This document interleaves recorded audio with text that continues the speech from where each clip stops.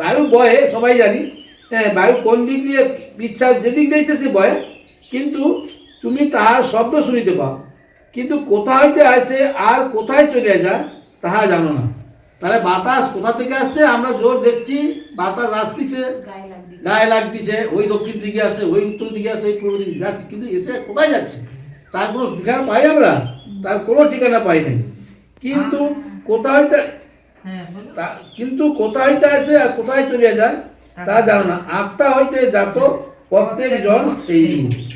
তাহলে আত্মা হইতে জন্ম ব্যক্তি সেই রূপ, আত্মা হইতে কোথায় যাবে? আত্মা যখন আমার শরীরের মধ্যে ঈশ্বরের আত্মা আসবে, সেই আত্মা যখন যাবে কোথায় যাবে? ঈশ্বরের কাছে যাবে, এটা আমরা জানি।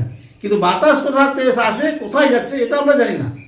কিন্তু ঈশ্বরের আত্মা যখন আমাদের মধ্যে আসবে, সেই আত্মা যখন আমাদের কাছ থেকে দেহ থেকে নির্গত হবে, তখন আমরা কোথায় যাবো? সেই ঈশ্বরের কাছে, অনন্ত জীবনে পৌঁছাবো।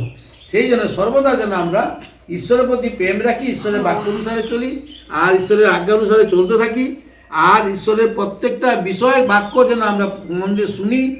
আর সর্বদা কি যেন ভবনে আসার পরে কি গল্প টল্পগুলো যেন না করি, ঈশ্বরের বাক্যগুলো যেন মন দিয়ে শুনতে থাকি, সাক্ষীগুলো যেন মন দিয়ে শুনতে থাকি, তাতেই পরমেশ্বরীকে তোমাদেরকে পরিত্রাণ করবে, তোমাদের কষ্ট তাতেই দূর হবে। কিন্তু আমরা যদি সর্বদা ঈশ্বরের মধ্যে থেকে আসি ভবনে গল্প করি, কথা বলতে থাকি, অন্য মনস্ক করে থাকি, তাহলে কি হবে?